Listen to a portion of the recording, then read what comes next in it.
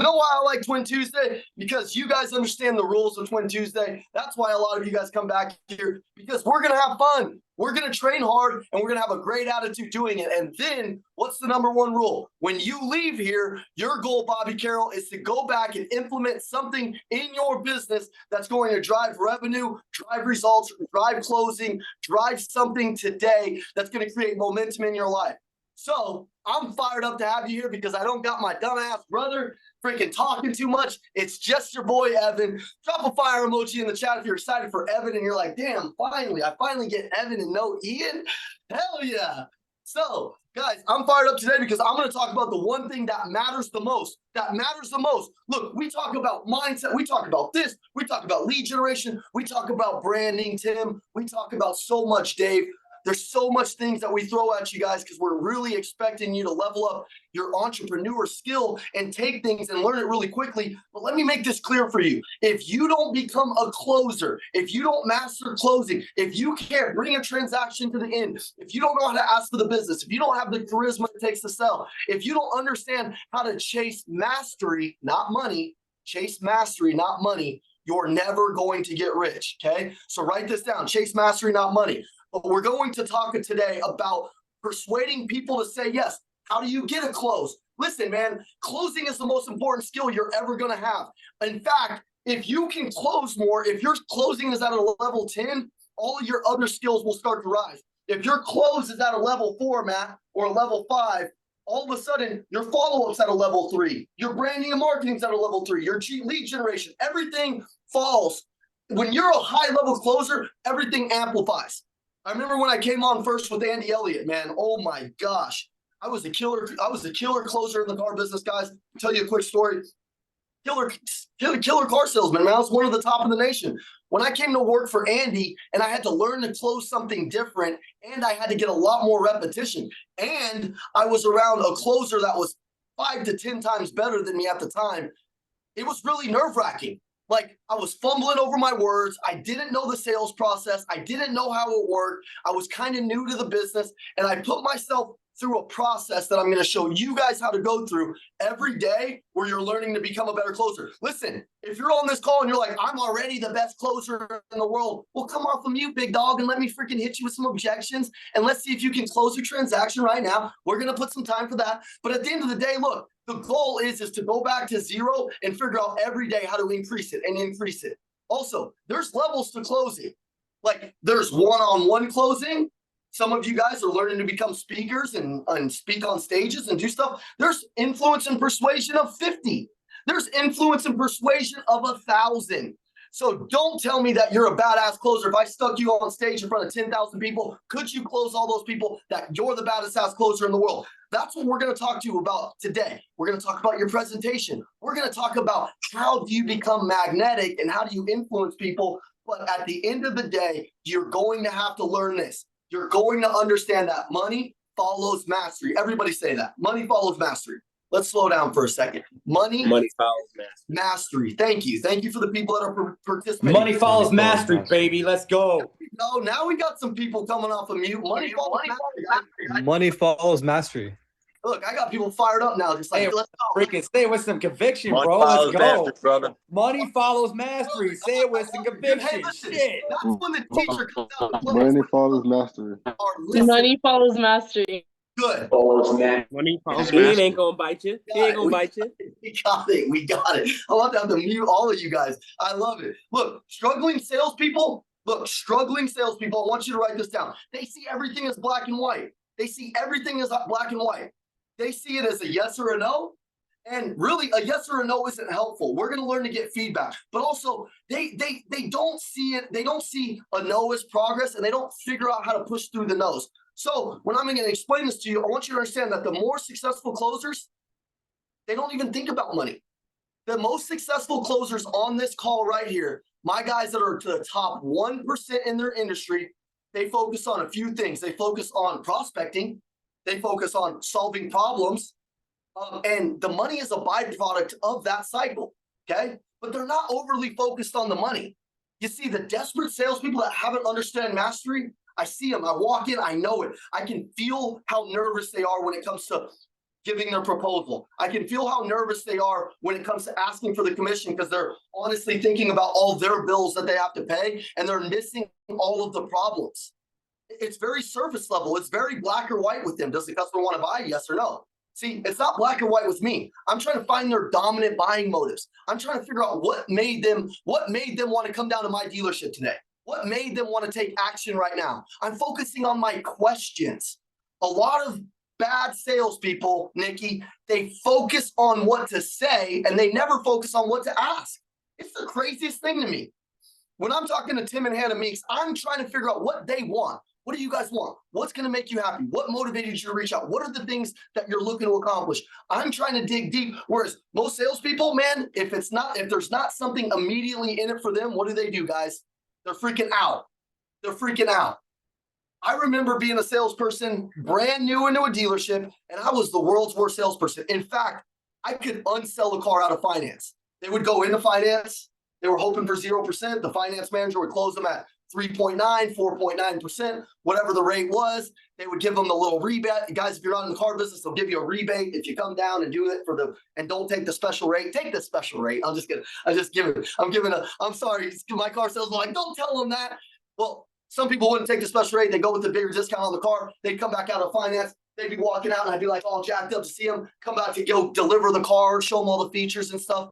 And then I'd be like, so you got the 0%, right? They'd be like, no, we got the 4. I'm like, you should have got the freaking 0. That's a better deal. And my general manager used to kick my ass it was like a straight 2 or 3 month deal where he didn't let me talk to people because I was unselling the customer every time. But here's what happens. Let me explain the learning cycle to you. So I want you to write this down. First, you learn something, right? So you learn something, you learn a new close, you learn something that's new that helps you push the deal forward. Matt, Jonathan Marte, Lisa, you learn something new. First, what happens is step 1 is I'm not getting it. I'm not getting it, right? You're supposed to not get it. Okay. Here's where the winners come into play. I'm not getting it. Now, step number 2 is I am getting it. And then step number 3 is I've got it. Okay. Now, if you want to stay chasing mastery, you can't stay at the I got it phase. Here's where people mess up, Lizzie Lyons. Here's where people mess up. I swear to God, people stay at the I've got it phase every single time. And it's like the ego creeps in once you start to make money. You start to think you're so damn good and you don't go back to the I'm not getting it phase. What I love about a lot of you guys, what I love about Jimmy and Deborah, what I love about Whit from Auto Brokers, what I love about a lot of you guys that have been with us for a long time, is you're constantly putting yourself in the I'm not getting it phase, and then you slowly start to get it, and that's called skill stacking. So what most people don't do is they never skill stack more skills. They find out, they literally find a way to make what kind of money, like say $10,000 is what will pay their bills, maybe put $1,000 in the bank or something. And that's where they sell their will to win. They literally sell it. So they stop going back to the I'm not getting it phase, which was the phase that first got them the first 10,000. And if they wanted to go to the 20,000, they'd have to go back to that phase. It's really uncomfortable. Okay. It's really uncomfortable. I like to introduce some suffering into my life. I'm going to talk about personally for a second. I personally used to have some very low limiting beliefs on me being like a runner. I'm not a runner, guys. I like to lift weights. I don't run. Like I run from my brother when he's in a bad mood, or I kill it on Twin Tuesday and he don't do a good job. I run from, then he's like talking. I'm like, dude, I got to get out of here.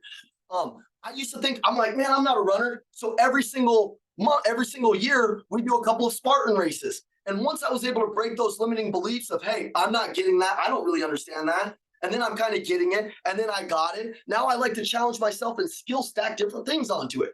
I'm about to start something new. One of my guys, Shannon, owns a jiu-jitsu company. So I went down there to take my first jiu-jitsu lesson, and I got twisted up like a gosh darn pretzel, man. This dude, and I'm like way bigger than this guy too. And I go to put him in a freaking chokehold, bam, I'm like flipped up sideways, dude. He's got me hanging like this. And I'm like, uncle. I didn't know what to say. So I don't know if you tap out. I just started saying uncle because my uncle used to beat my ass. So I'm just yelling stuff, right? And what it reminded me of, the point of that is it reminded me of, you got to go back to I'm not getting it. I'm getting it. I've got it. What that teaches you, again, for my leaders, is what it's like to be brand new at something and then to go master it. How do you feel, guys, when you master something? How do you feel when you're brand new at something and you get a little progress? Progress over everything. We're going to always say that. Man, I'd write that down and circle it. That's the one thing that will always change your life is massive action and a little bit of progress in those little areas. So for me, in order to stay on fire, in order to stay with this excitement on life, I've got to be learning new things. Everybody always asks me, what's it like sitting next to Andy Elliott all day long? Well, I'm going to tell you guys, he's always in learning mode. I've never seen a guy that tries to read more books than him. I've never seen a guy that tries to get more uncomfortable than him. I've been at every sales meeting that he's damn near ever done, especially the big ones where it's like, you know, there's a new challenge and there's a new people that he's speaking to he's never spoke to before, a new group of people that he's learning to influence or he's figuring something out. So the magic I think that I'll share with you with Andy is he's always going back to I'm not getting it. He's always going back to learning. And that's the way that you're going to do it. Now, let me explain something to you. Write down shiny ball syndrome. Here's what happens. Here's what happens with the amateur entrepreneurs and the amateur salespeople and the people who never find a way to break through that cap. Because they got the cap on them. Guys, have you ever had the cap on you? Have you ever had the cap on you? Hey, well, what happens is I'm going to be really honest with you. What happens is most people, what they do is they find a way to get just proficient at something enough, like I said, and then they sell their dreams. See, I'm not interested in that. I'm interested in becoming the top 1% in my business, but I'm not going to get the shiny ball syndrome and go stop something because it just got hard enough, right? How many people on this call have gone from one industry to another because you didn't stay and master it because you never busted through to the I've got it phase. So you started and you stopped, and then you started and you stopped, and you started and stopped, and you find yourself in that cycle. The reason why you find yourself in that cycle is, and it's a destructive habit. I want you to really understand that. It's a very destructive habit. So what we have to do right now is not get down on ourselves if that's us or we're currently in that season of our life. What we have to realize is no matter what you go to master, you're going to get your butt kicked. You're going to go through a phase where it's uncomfortable. I'm talking a little crap to Hannah and Tim Meeks on a group chat this morning because they're getting ready to start advertising for a speaking engagement that I'm coaching them on. And they sent me the worst video in the history of videos. In fact, I've got it up right now. I'm going to play it for you guys. Watch this. Just kidding. Look at Hannah's face. Just kidding. But they're in a phase right now. They're incredible entrepreneurs. They've got 7-figure businesses. Now getting on camera is a little weird for them. Anybody, is it weird for you to get on camera? Right? It's weird, right? But you got to go through that cycle of I'm not getting it. You got to get the repetition. And I'm going to show you how I learned how to do all that stuff, the cycle that Andy put me through. But you got to understand something. Let's get back to the shiny ball syndrome.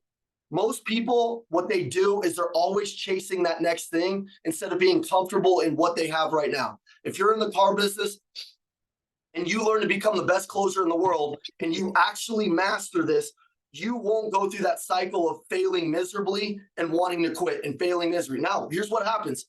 A lot of people, Tim, before they wouldn't even do the advertisement or stuff, they would get too nervous and they would quit before they have a chance to fail miserably. Let me make that clear.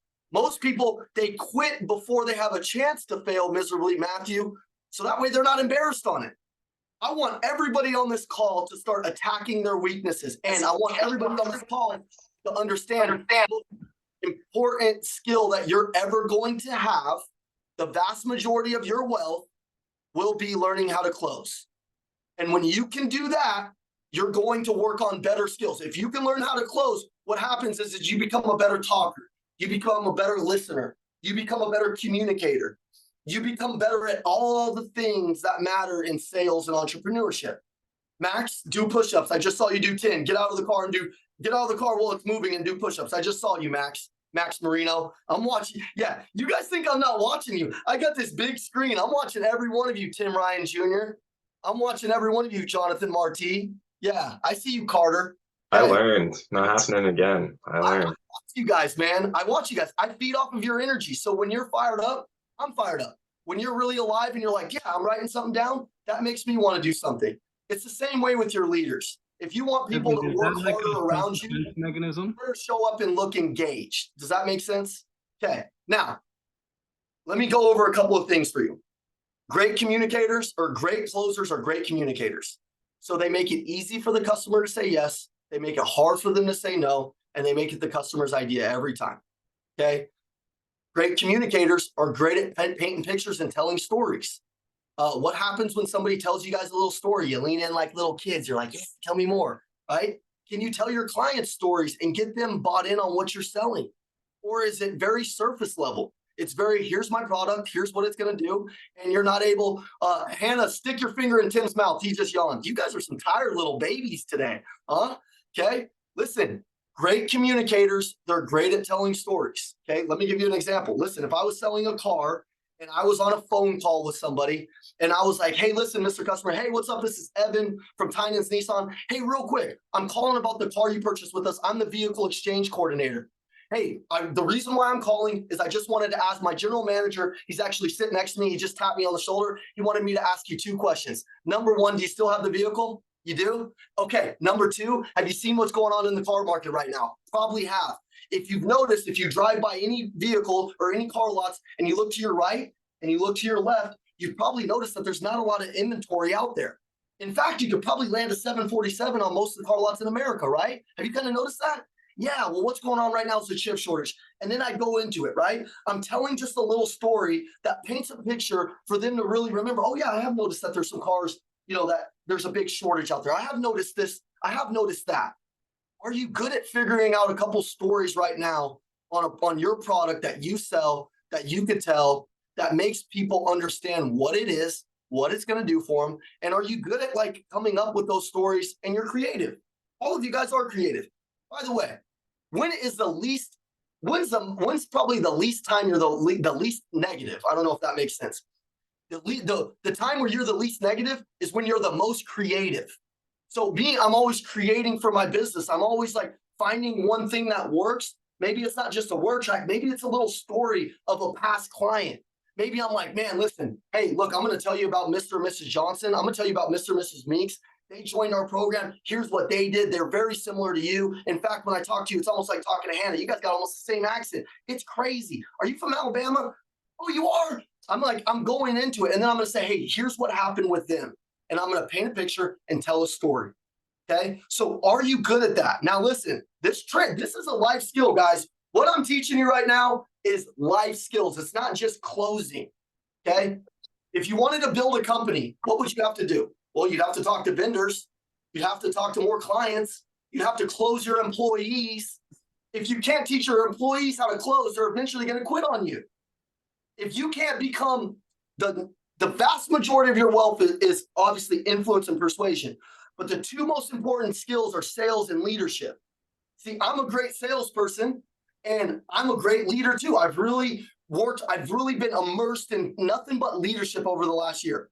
My first 2 years in the LA group, it was all sales. My next year, I'm just learning how to lead my team better and build my company. What does that create? More value in me, creates more money, right? And it creates more impact, okay? But I'm constantly closing them. I'm constantly reminding them of why they're doing something.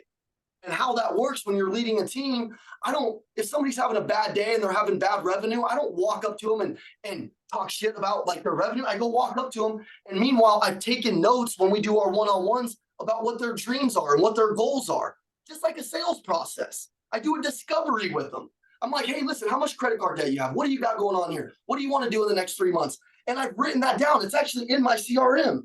And if a guy's having a bad day, I walk up to him and I remind him about their dreams. Hey, remember you told me on our last one-on-one, you want to do X, Y, and Z for your wife? Remember the vacation you told me you wanted to do? Hey, I want you to think about what that would feel like. What that would feel like if you were on vacation right now and you had a $10,000 badass vacation. Okay, right now, is your attitude producing the result that you want to get for you and your wife? No, right? Is your work ethic producing it? No. Let's snap out of it. Let's go get this vacation. In fact, me and you are going to call a couple prospects together and they teach you how to close them. Guys, that's a leader. That's what leaders do. That's somebody that's actually sitting right next to them and not freaking hammering them, but painting a picture, telling a story that resonates with them. And this is closing. See, who's single on here? Who's single on here? Who's single? Raise your hand if you're single. Damn, dude. Oh, shit. There's a lot of you guys. Man, you guys ain't that good at closers. I'll tell you that. Wow, bro. Okay, lean in here. Okay. Okay. And those of you that aren't not single, I didn't expect that, guys. Honestly, I'm a little blown away. Okay. Because I got a hot ass wife, and the way I got her, I started listening to Andy. I became a little better in all areas of life. So then I attracted this incredibly amazing woman who's not an ass. She's an asset, not a liability. It's really cool. But the way that you do that is, what do? You're great at talking, you're great at listening, you're great at communicating, and then you're great at figuring out a way to bring the deal to a close. We won't talk about all that. I ain't gonna get into detail on the big close at the end, but you know what I'm saying, right? And you're overcoming objections at the end. You're freaking fired up. You're getting her to talk about herself. It ain't about you, dude. It's about her. It's about him feeling good around you, right? Everything is a close. My parents on here. How often are you selling your kids? Every freaking second. And by the way, they're selling you every second. Mommy, can I have this? Mommy, can I do this? Mommy, can I do this? Like, some of you guys are just like, no, no, no. I'm like, hey, listen. Hey, Jackson, can I explain something to you? No, you can't right now eat those crayons, because they're actually, if you eat these crayons, here's what's going to happen to you. Look, I'm just going to explain something to you. Like, do you want to die? Like, you will die. Like, I'm going to show you, you're going to die if you keep eating freaking crayons. And do you want to do that? No, I'm trying to close him. Okay. Like, you got to be a closer in every area of your life, every area of your life. I remember my daughter, this was like the only time I remember that she was like, got in trouble at one point because somebody had said that she was, I don't believe my daughter was being bullied, because she's like the nicest kid on the planet, but we don't know. Right. So what I did was I told my daughter, I said, listen, if you continue to bully anybody in the school, you know what's going to happen, right? Well, obviously, number one, Santa Claus is not coming. But number two, I'm probably going to have to give you up for adoption. And I just started kind of going into like some funny stuff. And she's like, really, Dad? I'm like, yep, I can't have you. You're not going to be my kid if you're over here giving other kids freaking, like, I will literally take you down. And she knows that we go give back at this homeless shelter. And I drove her by it, and I said, I'm just going to drop you off here if you want to and can continue to do all this. Now, that's a little extreme, but there was never a problem again. I don't know if that's a good close. That's a little bit aggressive, but I don't believe that, the only online bullying that I do is with Tim Meeks, and a couple of you guys. Actually, I do kind of mess with a lot of you guys, Dustin Young too. Okay. But are we good? Are we good at closing? Are we good at bringing things to an end? If your core closing skill is a 5. If your core closing skill is a 5, I want you to write down your core closing skill. What is it? What do you believe yours is? What is it that you believe yours is? Okay. Now, if yours is a 5, your other skills cannot amplify, Romeo. So if you want to become a really badass lead generator, well, you're going to need to learn how to close more. I want to ask a lot of you guys, how many of you guys have read Andy Elliott's book? Like 5 times. I've read it 10 times. I know that thing like the back of my hand. How many of you guys have invested time, energy, and capital into Chris Voss's Don't Split the Difference? Psycho-Cybernetics, Win Friends and Influence People. All of these books that are like you actually getting to sit with an author for as long as you read it and you get a peek into their mind on what made them successful. I'm constantly trying to figure out a way to work on my sales skill, because every time it goes up, other things start to go up. Every single time it goes up, I'm freaking going to the next level. So my question for you is how good are you on the close? And if you're not, it's going to translate into other areas of your life. If you want to become an investor, what are you going to have to do? Well, you're going to have to ask if you want investors to come into your company, you're going to have to learn to ask people for money. You're going to have to learn to close people on your vision. The best leaders in the world, they pass their vision and they close people to go out and get it and work for them, right? That's how we become the best. So I want you to really quick audit your last 30 days. How much time, how much energy, and how much capital have you put into closing?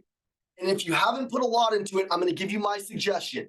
What I do is I pick one skill every quarter to master. So that's 4 skills a year. And I'm going to show you how I master them. And if you can do it, here's what mastery looks like.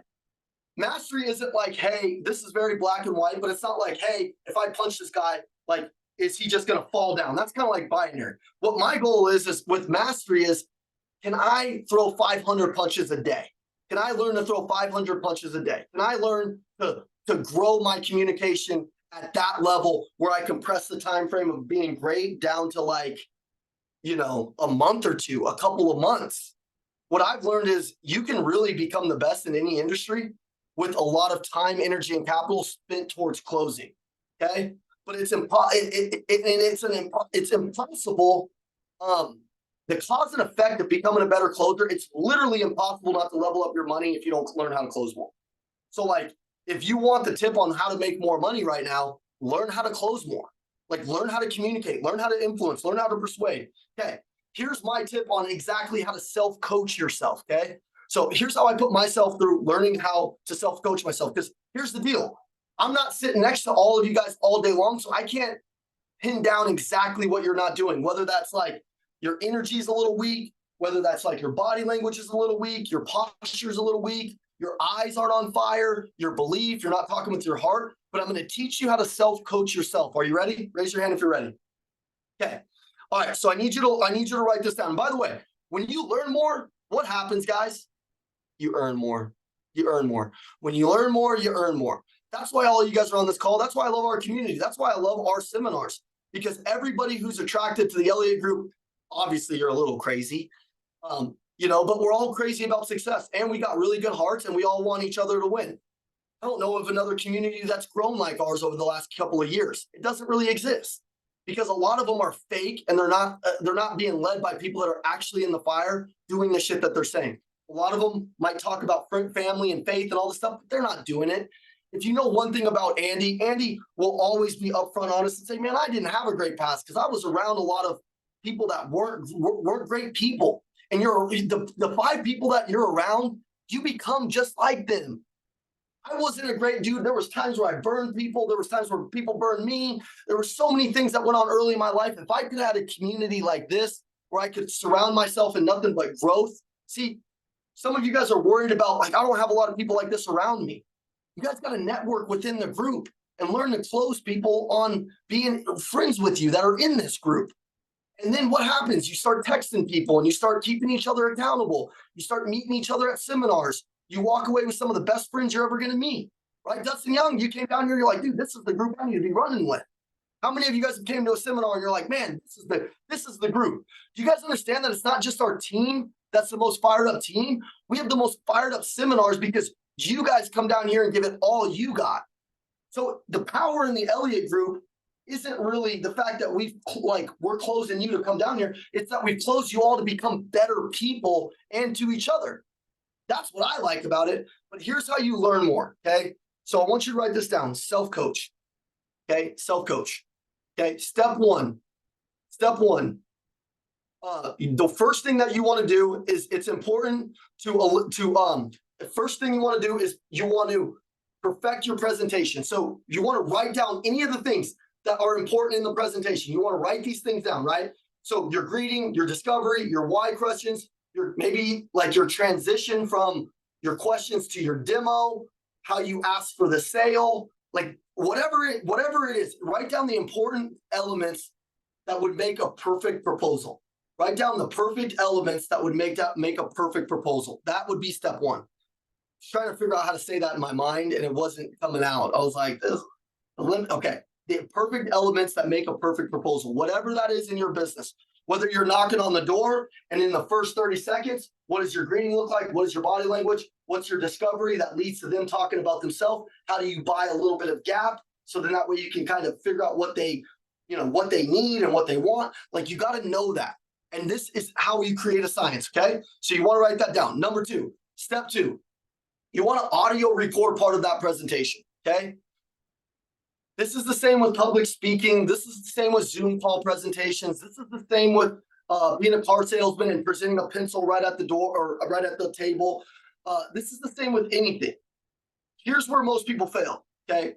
Ian and I, our very first couple of weeks with Andy, we weren't selling anything, man. We were fired up, and first we killed it right out of the gate. We came in and we destroyed it. Like, we literally changed, we set the bar really high, and we made Andy start to realize that there was another level in the company. But after kind of the newness wore off a little bit, and we had to go to selling some different products. We weren't good at them. And what I realized was initially our belief and our excitement was so high that it surpassed our sales skill. Does that make sense? Our attitude was so high. Our belief was so high. We had that normal new guy syndrome. You know, when the new guy comes in, he's so good, and then 90 days later, he gets the 90-day smarts. He's too smart. He ain't selling nothing. Anybody ever been there? That's the worst, man. I was there, and it was embarrassing. Like, Andy's making me call people at his kitchen table with him till like 3 a.m, and I'm sitting there, and it's just terrible. Like, I honestly, it was the top 5 worst scenarios of my life, is sitting in front of Andy Elliott and just choking all day long and not knowing what the problem was. And he's trying to coach me, and I'm nervous, and the whole thing was bad until one thing happened.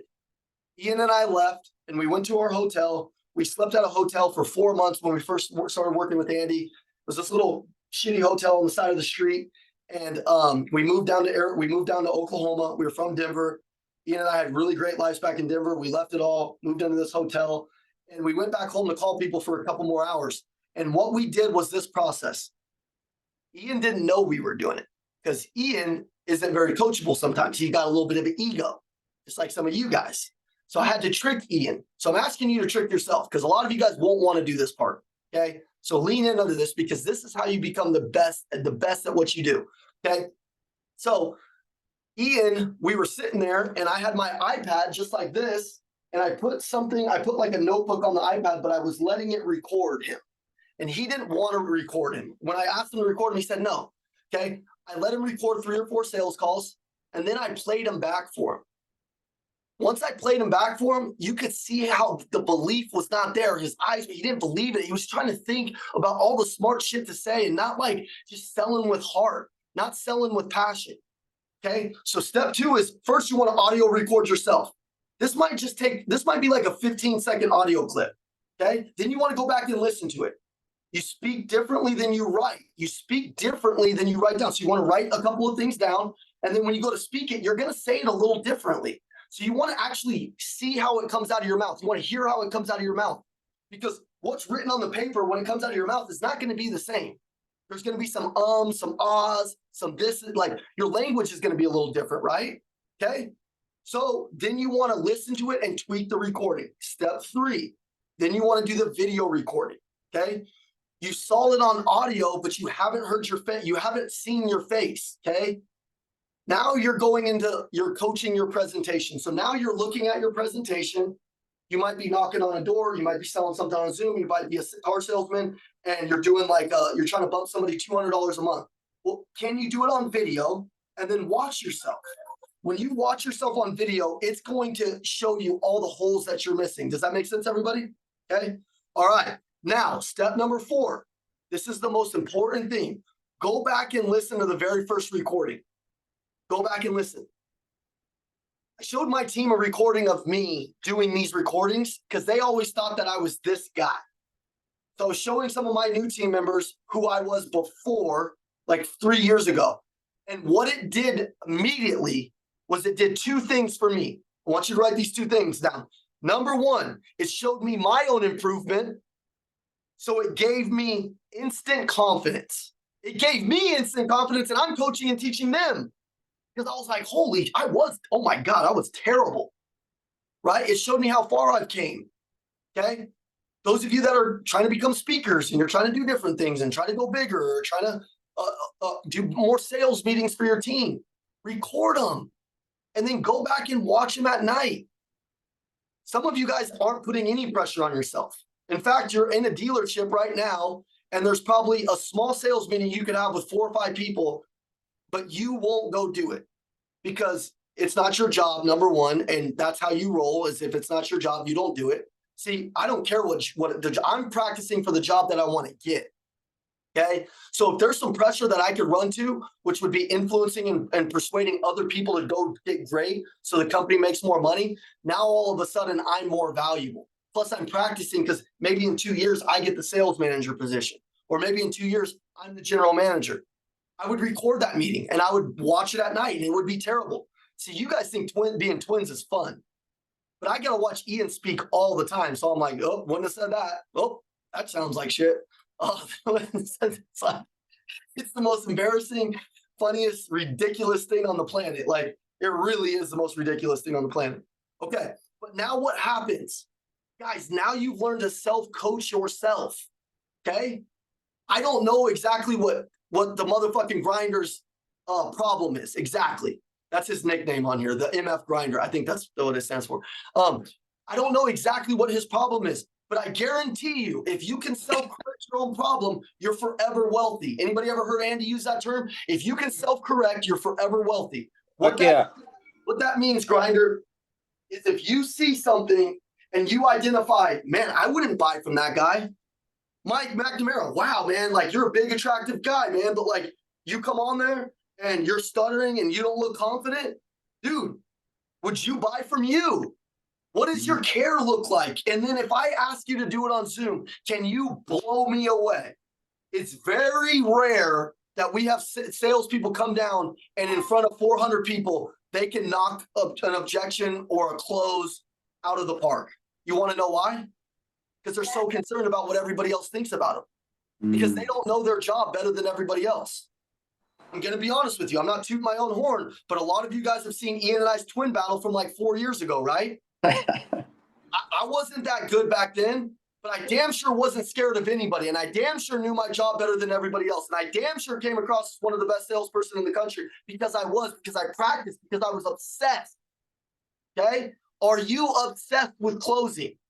Are you so obsessed with it that after this call, you either buy Andy Elliott's book from me, you can do that, $299. No, it's not no $29 Amazon book. It's 20 years of Andy Elliott's knowledge. I'm gonna go on ahead and drop my phone number right in here in case you want it. $299. This isn't for the weenies. This is for the big time movers and shakers. Okay.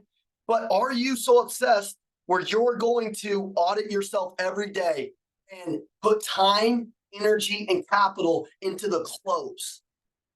And you're going to be self-judging yourself. Who on this call by the end of the day, can send me a video of their closing? Who on this call will do it? Who on this call will do it? If you send me a video of the close, send it to my Facebook. I'll take a look at it and tell you. Brother. Okay. All you got to do is DM me on Facebook, or Facebook's the easiest way for me to keep up with it. And I'll take a look at your close. Okay. Now, did everybody get massive value from that? Fire emoji in there if you did. I'm going to open it up for 3 questions, only 3. Okay. And by the way, get to your question fast. Like, don't give me the freaking 9 months of labor. Like, give me the damn baby. Okay. Hey, brother. Like, baby quickly. Hang on, G. We got a couple people that raised their hands. You're coming in. You're number 3. Chet Johnson, you were first. What's up, bud? Shoot, how do I lower that? I was just gonna say, yeah, I'll send you a video. That was All right, let's go to Jacob. Hey, so I taking after all the twins, getting my branding going. I've been posting on all 4 of the biggest for like 2 weeks now, but I'm doing it under a business name, Johannesson Consulting. Do you think it'd be best to just put everything as my own, just first and last name, take the company title out? Well, it depends on exactly what you're selling. Because there's like, like Tim Meek's company, Brush Monster. It's like he's got a brand, like he's built a brand, he's built a company. So like people are gonna go to his page to see cool stuff and they're gonna follow it. I think if you're a salesperson or a young entrepreneur, I think when's the last time you went to a consulting company's page to see consulting? Like you might go to like Brush Monster stuff because you're looking for like these cool doom buggies and all this crazy shit. But like if you're trying to build your brand, I'm a bigger fan of building you as the brand. You're the brand. You're giving tips on your life, how you do stuff, how your company's succeeding, the FAQs of the business, the things that matter, the things that don't matter, the ways to be successful in it. I also don't think that you should just niche down. If I'm a car salesman, I'm not just going to talk about just cars. I'm going to talk about things in my life. I'm going to give life advice. I'm going to give tips on different ways that I'm being successful. See, a lot of you guys don't think that what you're doing is really that cool or something. Like you might be great with your marriage, but you won't ever give tips on it. You're like, nobody wants to hear that. But maybe they do. Maybe people would follow you for that stuff. Maybe people would follow you for a little bit of fitness advice or something that's special to you. I don't know, but I would use my own page because I think people follow the person versus the business more often than not if you don't have a bigger business built. Gotcha. Love it. Thank you so much. You're welcome, brother. Let's go to is it Mhm. Arthur or Arthur? Arthur. Okay, Arthur, maybe. Yep. Yeah, hey man, Atar, yeah, how's it going, bro? What's up, baby? Yeah, just hanging out, man. Love the speech, love the energy. I feel like of all the speakers, you're the one I resonate most with throughout the week. I love your presentation, all the things you say. So thanks a lot, man. So I just had one question. Do you agree? Okay, good. All right, good. I was just trying to close everybody. All right, thanks, Tom. Yeah, man. So when you closed me to come onto this program, I asked you one question and you said you would tell me when I would come on the show. Sure. So I gotta ask you, bro, what is the morning ritual or whatever the ritual is, whenever you do it, that you do to get into peak state of mind and peak energy like you are at all times? You're a high ticket closer. That's correct, yeah. Okay, cool. All right, guys. First, can I tell them a quick story about Atar? Atar, can I tell them a story? You guys are up for a quick story? So Yeah, Atar, go for it. Go for it. Atar calls one of my clients. He's standing next to me. Atar calls my client, Shannon Higginson. Shannon's a multi-million dollar construction owner, jiu-jitsu company owner. And Shannon pauses the phone and he goes, "Hey, I got a guy on the phone that's trying to pitch me coaching services." And I was like, "No way, dude. Give me the damn phone. Give me the phone. This guy's trying to pitch my client." And I was like, "Okay, dude, what are you selling?" And he kind of goes into it. And I go, "Bro, stop. You're trying to sell this guy like a $599 deal, a $2,000 deal. This guy's a multi-millionaire. Number one, know your audience. Number two, you sound like shit. Are you sitting down or standing up?" He's like, "I'm sitting down." I was like, "I can tell. You sound like you're in a freaking library." This guy, do you hear the energy that's coming from Shannon? He's fired up, bro. By the way, you're selling for a high-level influencer that has high energy. Do you sound like him? Remember, Atar? I said, you got to raise it, bro. When people talk to me, they feel like they're talking to Andy because I'm a product of Andy, right? So you got to be a product if you're selling high ticket of who you're selling for. They got to feel like they're close to them, and you should be. And then I started to coach him on sales, and then next thing you know, I'm selling him my coaching program. Bam! Close his ass, guys.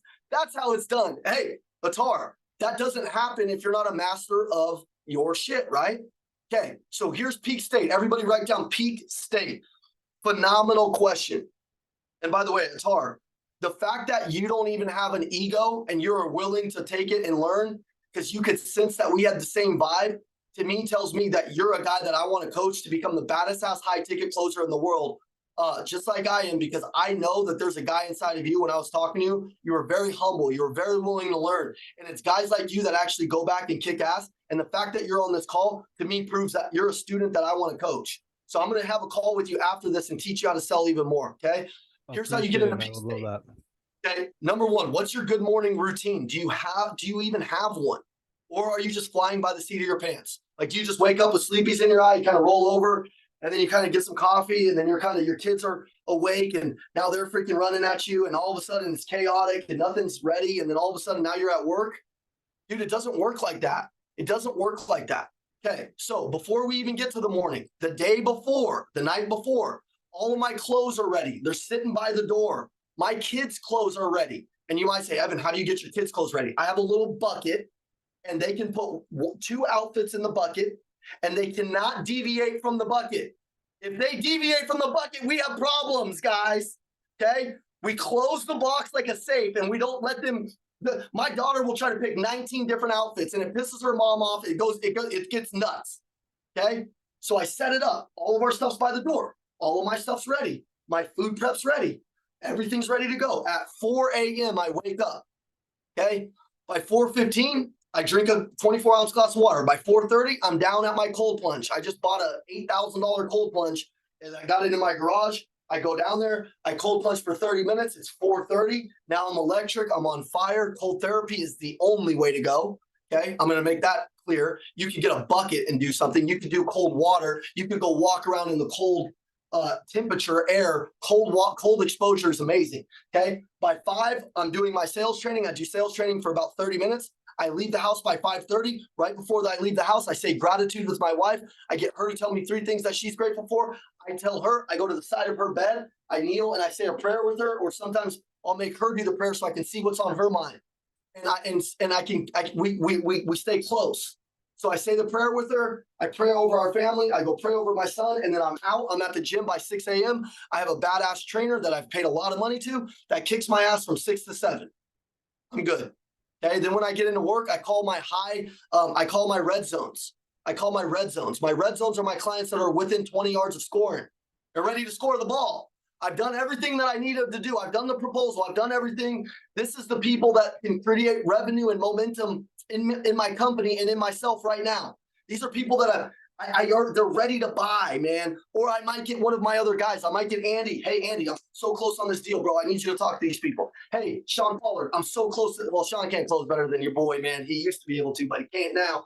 No, I'm just kidding. Sean set the record in the company at the very beginning. But then I blew that thing away. But you got to develop your habits and your strategies. The way that highly successful people are successful is because they have habits and rituals. Mine's cold therapy. It's waking up early. It's getting a good workout. It's getting some knowledge and progress in closing. Like I said, I'd sit there for 30 minutes and I go through my training system. Simple. And it's like clockwork. I don't deviate from it. If I deviate from it, I am not a good person. I'm like weird. I'm like, I got anxiety. I feel chaotic. I feel like I'm out of control. I'm a very structured person. I'm very structured. And if you know me, you might be like, that guy's chaotic as shit. Like he's very unstructured. I'm very structured in my rituals and my habits. I'm very unstructured when it comes to like some of my day. I'm all over the place, dude. I move at a different rhythm and pace. I'm everywhere. That's very unstructured because I think high producers, we move at a rhythm that makes other people scared. We make people nervous. When I walk in, my team knows I will move 10% faster than all of them at all times. Like I'm 10% faster in every area than anybody around me at all times. And I make sure of it. And I make them know it too. Like I want them to know it. I want to take souls. Good question.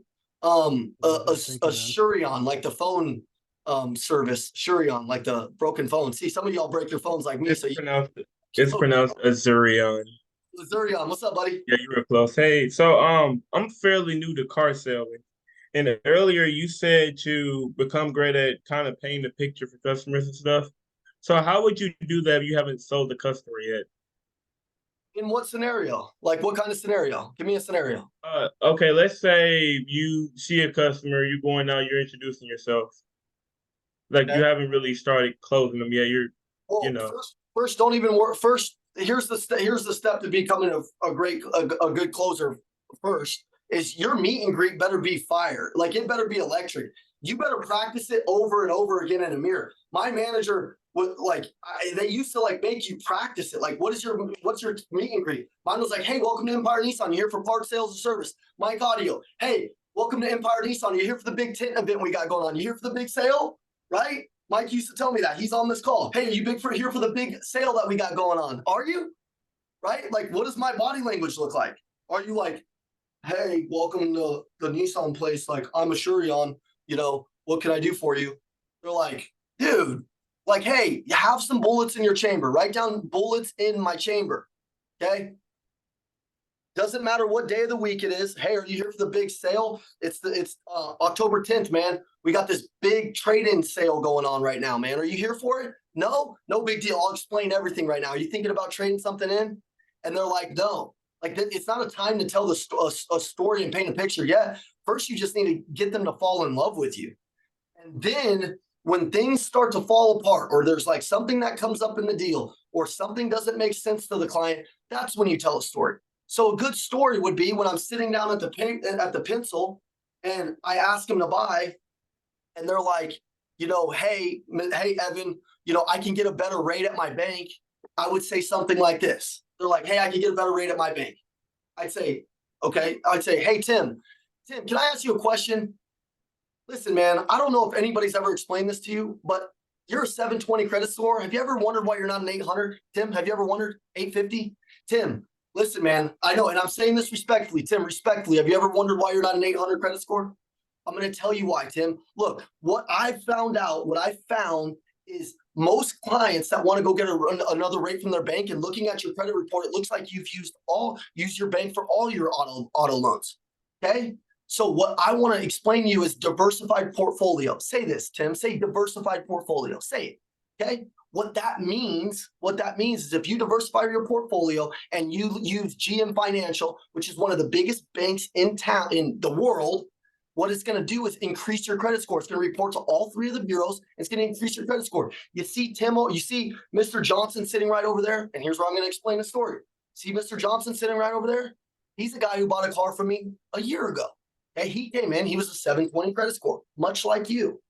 I explained to him to diversify his portfolio and not put all of his eggs in one basket. Okay. Now what he's able to do is he's able to come in here with GM Financial. He's able to get 0% on a vehicle, not just the 3.9 that you're going to look at your bank. He actually has 3.9% better than you. And by the way, I know it's hard to work. It's hard to get a 720 credit score, and it's very hard to get an 850. This is a way that you can get there a little bit quicker. And when you come back in, you're going to save money in the future, and you're going to save it now. Does that make sense? Okay. Does it look like I know what I'm talking about? Does it look like I'm telling a story? Did I use third-party closing? You could use that for anything. You could use it for trade value. You might say, hey, look, man, you're not going to give me enough for my trade. Man, I totally understand. You think I'm not going to give you enough for your trade. Look, man, everybody thinks that. People are crazy, man. They're so fucking crazy. Listen, I'm going to explain something to you. See Miss Johnson, or maybe you don't see her. I had a lady named Miss Johnson that came in here 3 days ago. She said the same thing as you. She ended up leaving with $4,800 more than her car. She thought her car was worth. I almost told her she had to give me half of that, but she didn't. She applied it to the car. Her payment was lower. She loved the freaking car, and we got a good deal. She got a good deal, and we freaking best friends forever. That's a story. That makes sense? You could use it as solar and say, hey, listen, somebody wanted, I know that, listen, you think solar's not for you. In fact, somebody told me that the other day, and then you can get into the story. And use true stories that you've experienced, and they're not, then you don't have to think about them. Does that make sense? That makes sense. Okay, tell a couple of them on video, replay it back to you, and then see. By the way, guys, sales is so easy. There's only 4 or 5 scenarios that come up and that keep coming up and keep coming up and keep coming up. The fact is you just you're chasing the money and you're not mastery. Chase the mastery. Okay, I'm gonna ask G one more question. G, what do we got, baby? Hey, how you doing, brother? Yeah, what's up, man? I'm doing great, man. How are you? Okay. Yeah, I'm doing great too, man. So my question is, I'm from insurance and financial industry, brother.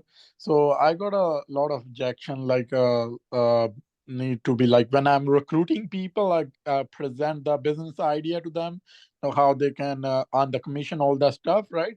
And all the time I go like, I need to think about, uh, because it's all I'm working in a mid market. Mostly people are employers and like G, I got you. G, I'm about to bury this one. I'm about to knock your freaking socks off. G, first of all, so let's just get this scenario correct. You're selling insurance and you're selling financial service products and you're selling like life insurance, final expense, all that stuff, right? Like right? Okay. Now, G, you're going out and trying to recruit people to be on your team so you can make overrides underneath them and build a team, right? Yep. G, and then the very first thing you said is you're trying to sell them on the commission. So you're over there pitching them the commission when you don't even know that that's what they want. What if they want culture? What if they want to be around a killer leader? What if they want to be around a killer team? What if they want to be a part of a tribe, a community? And then you're over here pitching them stuff that you don't even know. Gee, here's how you do it. You ask questions. Hey, listen, man, I've got an incredible opportunity that would change your life. Like it would change your life. We're not even going to talk about the money. We're going to talk about a couple of things. But can I ask you a question before I present this proposal to you, which I guarantee you, look at me in my eyes, it's going to change your life. Can I ask you a question? What would be important to you? What would be important to you in your future job? And by the way, in your future job, it's not just a job. It would be a lifestyle with us because we don't look at our jobs as a job. It's like a lifestyle. So in your next position, what would be important to you? Freedom, some vacation time. What is it? Running with a good team. And I'm going to frame them to tell me some answers. And once they tell me those answers, just like in sales, we just did a discovery. Now it's my turn to sell what we actually do that provides the solution to what they want. Does that make sense? Yep. If they say, man, I'm just going to be honest with you, G, I just got out of, like, look, dude, you could use this for a relationship. I just got out of a bad relationship. G, I'm looking for this. No, they're going to say, hey, look, I just got out of a deal. I just got out of a company. And honestly, I felt like people lied and cheated, you know, and I couldn't work my way up. I felt like there was no room for me to grow. G, why are we talking about money now? Now we're going to talk about their ability to grow and to have freedom and to be around people that are loyal and trustworthy, right? If it's all commission, then you talk a little bit about the commission plan and why it's so much better than everybody else's, but also add some things in there that separate you from the competition. You got to know what people's dominant motives are. Problem is most people on this call will just start speaking to what their motives are. So, G, you think money's important to them because money might be important to you right now. Yeah. At one point, money wasn't important to you. You just wanted a good company that was going to give you a good opportunity and treat you right. Yep. So get good at figuring out what that is. And when you're recruiting, your recruiting pitch shouldn't be the same every time. When I recruit, I'm asking questions. And once I get the answers, then I'm talking and I'm giving the answers that they're looking for. And also, I'm not lying to them. I'm telling them the truth because I don't need everybody. I'm going to tell them, hey, here's how we operate. Dude, you said you're looking for a loyal company. Man, can I tell you, man, we built our company on loyalty, trust, and respect. If you ever lie to me, dude, I'm out. If I ever lie to you, I'm out. Look, and then I'm going to explain what we do. Does that make sense to you? Yeah. Okay, And, it's all a close. Everything's a close. Everything's a sale. G, thanks for the question. Let me ask two more because I'm having fun. I'm going to ask Jesse and June Young real quick. Nelson, we're going to try to get to you, and that'll be the last one. But Jesse, what's up? And then June Young, my boy June. What's up, June? Jesse, what's up, dude? What's up, man? So as I'm listening to you talk with him, I have a quick question because I deal with a lot of folks that have super high sales resistance, so they don't want to open up. And I actually spend a lot of time in between my calls journaling questions like, okay, how can I? And so for me, I'm trying to get these folks to open up, lower the sales pressure. And sometimes. What do you mean super high sales resistance? What are you selling? So I'm an account manager for a computer company, but it's for senior citizens. So when the seniors call in, a lot of times they have super high sales resistance and they just don't even want to talk. So just trying to get them to kind of unwind and be like, hey, it's all good. So just disarm them right out of the gate. Say, hey, listen, real quick, before we even get this call started, I just want to make you aware that not every person who calls in ends up buying on the very first time that they call.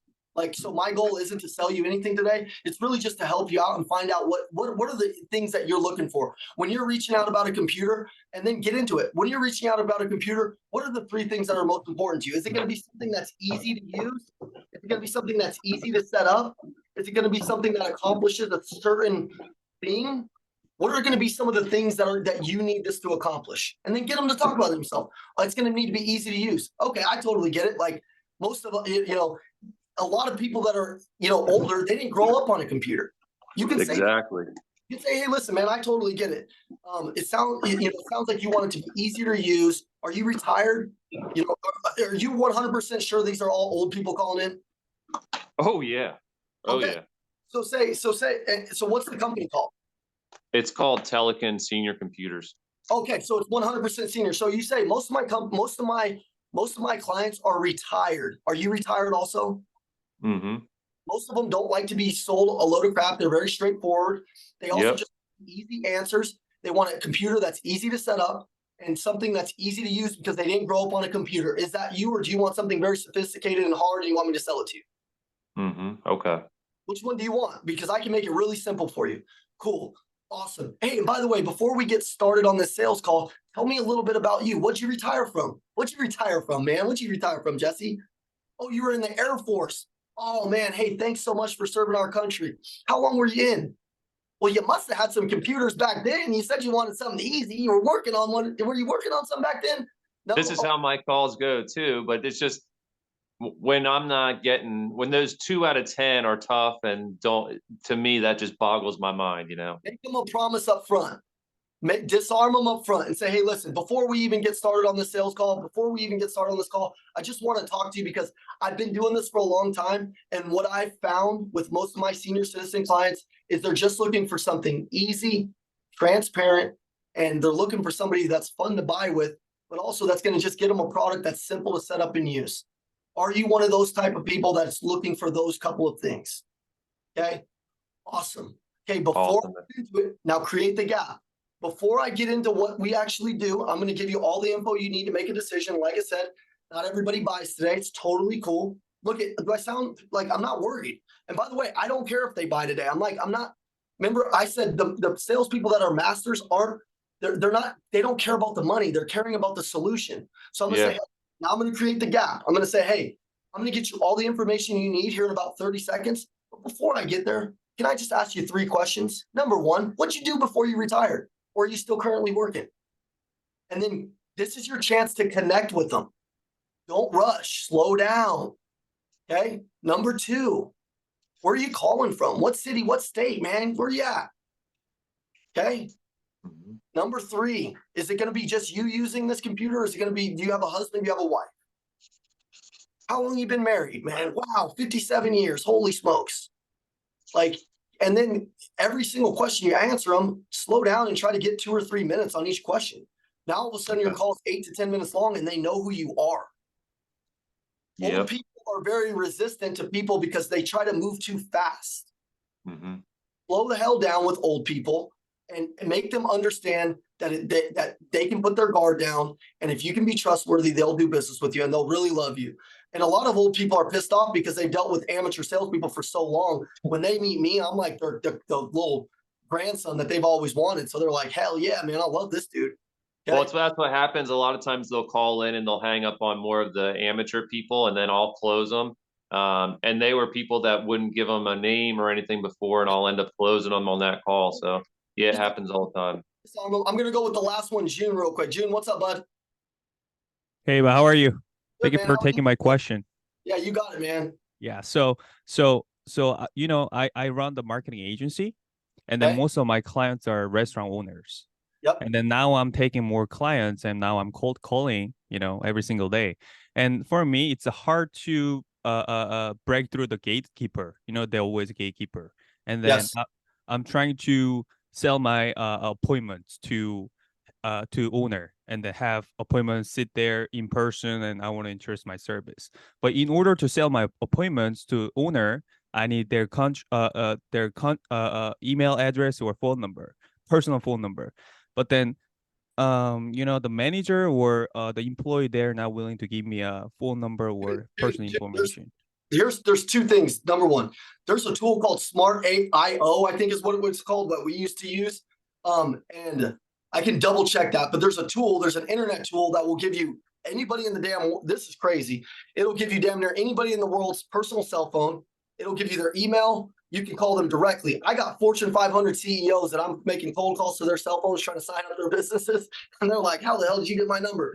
Like a lot of the places I've called, I figure out ways to go around that gatekeeper crap because that is a hard way to do it. But that service cost me a couple $1,000s a month. And I could, in like 80% of the people that I was actually looking for, I could get their phone numbers. And then I'm pitching the person directly.